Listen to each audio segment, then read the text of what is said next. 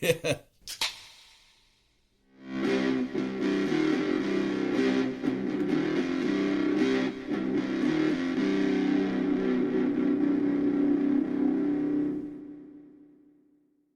I got Papa Murphy's. And I love Papa Murphy's. Granted, I always get the same thing. I always get the chicken and bacon stuffed. Phenomenal. Great fucking pizza. And every time I go into Papa Murphy's, I'm always thinking, like, I should try something different. Like, they got a whole menu. I always, like, ever since I was, like, 12 years old, I've always gotten the same thing there. And so I decided to try their Thai chicken pizza. And I can't advise it. Like, you know, zero out of 10 stars on that one. It was basically like you took... You tell me Thai chicken, some kind of pasta dish, I might sign up. You tell me Thai chicken pizza, I'm sorry, that's like you making a bad decision. Yeah, I mean, that's how I feel about that. I was curious, you know, like, but at the end of the day, Well, and you're a supporter of the brand. Yeah. You're a supporter of the brand. You believe in what they do. They're based out of Vancouver, and this is definitely a Vancouver-style Thai chicken pizza. Like, it tasted like the ethnic condiment aisle of Walmart dumped onto crust. That's all it was. I do have to say, though, I think... Okay, so I don't know that Vancouver is known for Thai food, but I know it is known for very good Chinese food. No, but it is known for very good Chinese food. I swear to God, there's 100% factual evidence that could be looked up. I don't know about the Thai food, but I will say from Alaska, we have way better Thai food here than we had in Wisconsin when I lived in Wisconsin. Just a side note. I'm not trying to throw your theory aside. I'm just saying it's a side note. Yeah, like... So up north where I go hunting... if you cross the border into the UP, it's unfortunately no longer there. But there used to be this Chinese place in Ironwood, Michigan. And if you want to hear the ugliest, just like, accent that you've ever heard in your life, walk into a Chinese restaurant in the UP. Because it's a combination of both. And it's not good. I'm sorry. I'm not trying to make fun of anybody here, but Jesus Christ. There is a very interesting documentary that I believe is available on Netflix. At least it was a couple years ago. And it's about the origins of General Cho's, however you want to say it, chicken. And it talks about how Chinese restaurants are basically formed in America. And if you're no doubt about in China and you want to immigrate to America and start a Chinese restaurant, they literally have a program, and this is why every Chinese restaurant tastes the same. Oh my God. They have a program that teaches these people how to make the Chinese food that us Americans thrive on and love so much. But not only that, they look for towns that don't have Chinese restaurants so that they aren't fucking competing with themselves. Well, that makes sense. You just confirmed and it's so brilliant, much. And we all love the food. There's nothing wrong with it. No, not at all. It's just... You definitely confirmed... You confirmed like a 15-year-long fucking theory I've had in my head just now. Because I've just had this thought, like, there's got to be some kind of startup program for Chinese immigrants, because they all have that same faded, dimly lit menu with the same fucking pictures on them. Yeah. Like, I am flabbergasted. You gotta watch this documentary. You gotta watch this documentary. I think it's called Finding General So's or Cho's again, depending on how you want to say it. Yeah, it's fucking incredible. That's insane. I've literally had that thought for over 10 years. And yeah, and so here's the real crazy thing.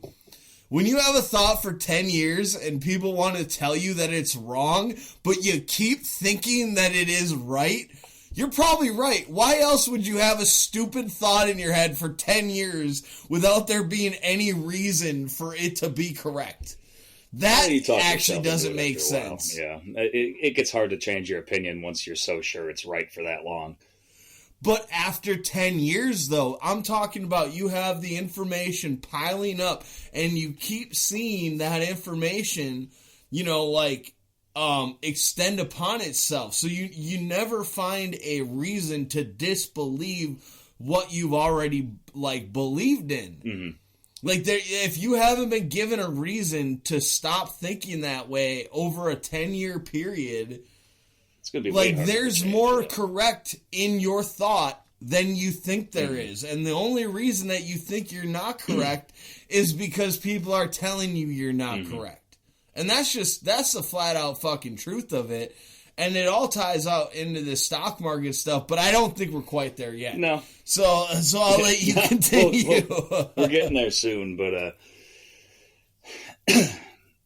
God damn, man, I'm distracted now because you got me thinking about chicken, and I've been craving wings. I've been craving wings for like a month and a half, 2 months, and I can't. The place up the street that already sucked, that place closed because of COVID. There's the place I used to get them in town. Goodland? Yeah, they're done. What was that place? Yeah, Goodland. And they're done. Chicken Land. And they were corporate shills all from the get-go. Fuck them. Whatever. But the place in town that it's well, fuck them. I'll disparage their name. It's called the Patio. Racist ass motherfuckers. I won't give them my money anymore. That's where I used to get wings from. But ever since all the protests and everything, they made. Yeah, let's please disparage. Yeah, no, I am. Racist ass motherfuckers. Do we really need to be scared about saying their name on it? They're not listening. So who gives a fuck? But go for it. But long story short, after all that, after George Floyd and everything happened, they made a bunch of really horrendous comments online, and they're never getting my money again. But anywho, speaking of racist assholes, you hear that, Patio in Port Washington? You're not getting any more loose stool money. At all. You hear that? At fucking all. I could buy Legend Larry's sauce on my own, cocksuckers. But speaking of racist assholes, a few days ago there was an article. There was a KKK guy, dude in full hood and everything, standing outside this abortion clinic on Kinnickinnick near, the one right by, I forget the name of the place, but it's right by Shank Hall. I know, I already know where you're talking about. It doesn't matter for anybody else. I do know the one. It's right by Shank Hall, and because I've been there so many hundreds of times with the girl I knocked up. No, I literally, just to make a point here and explain it, the only reason I know where you're talking about is because of how many times I've seen anti-abortion protesters standing outside the clinic making a point of the fact that it's there. Yep. That's the only reason that I know that it even exists, is because of the people protesting against it. It's good. So I just wanted to make that clear. Day, really, but so this dude was out in a full-blown KKK hood, which that's balls to do in Milwaukee anyway. But he was holding a sign that said "Heroes work here," and that gives me really mixed emotions because that sign is, I'm sure he meant it facetiously, but it's true. I mean, as far as they're medical professionals that are providing a very valuable, legitimate service, but I don't know what to think of that. I the only thing that I can kind of try to understand of why he would be holding that sign is maybe because of he might figure it's black and ethnic people going there aborting their children. I'm not saying that's right by any fucking means, of course, don't take me that way, but I'm just saying that's the only reason I could even fathom of why he would be standing outside of an abortion clinic with that sign. That is I don't. But okay, take the KKK hood into effect. Is there a chance he was trying to be ironic? I mean, yeah, that could be too. I don't get it, man. Because people are that dumb now. Like, I'm not saying, again, we're not talking about what's right or wrong here. We're just talking about things that we've observed and our opinions on them. And so when I'm just curious about on this, is that an ironic statement that somebody is trying to look like a Klansman while holding up a sign talking about, because it's such a contrarian outlook on everything that's going on, and he's kind of pointing out this is the KKK that wants you to stop this from happening. He's not actually there as a member of the KKK. He's making a false claim to be a member of the KKK to show the motivations of the people it's a lot of get up to what's going on in there. Do that shit. I mean, I guess like I don't know. It takes some balls. We don't know. We don't know the motivation. We don't know what's right or wrong. I'm just saying, like, there's so many ways to view every single scenario that we have in America these days, because everybody, A, is out for their own because Wall Street, like, turned us into this, and B, we just have this weird fucking, like, sense of irony where people have the balls to go out and do something like that. And I don't know if that's the point he was trying to make. What I'm saying is that we're living in a world where you can't even tell what's right or wrong. Mm-hmm. Like, you can't explicitly look at a person in a KKK hood with this sign and say, oh, he doesn't have the right ideas. That's how, like, convoluted this whole thing has become. Yeah, I think you're right. I don't know. What bugs me most is that nobody kicked this guy's ass. Like, I don't care if he's trying to be ironic. Like, you're showing up in a fucking full KKK outfit. Like, granted, it's the fucking pussy-ass hipster East Side, so everyone's going to take pictures of him and complain about it on Facebook instead of fucking doing something about it. Like, I'm not saying this to be tough. If I was down there and saw that fucker... Like buying stock. I'm legit, like, not...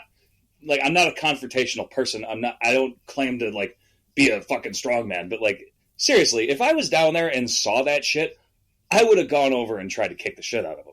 Like, why are people just so complacent now to just take a picture of him and then complain online? Like, are you that fucking weak? Come on, Milwaukee.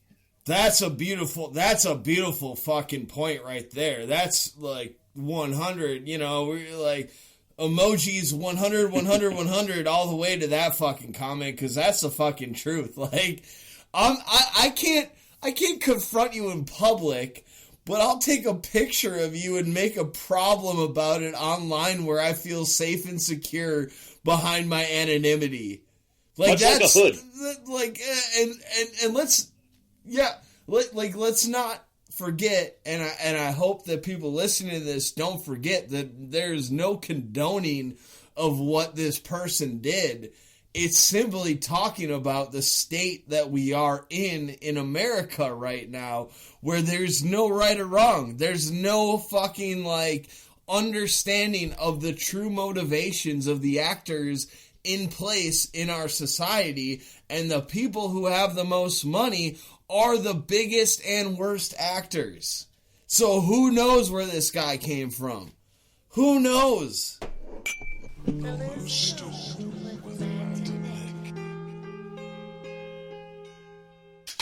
And I'm going to tell you this right now.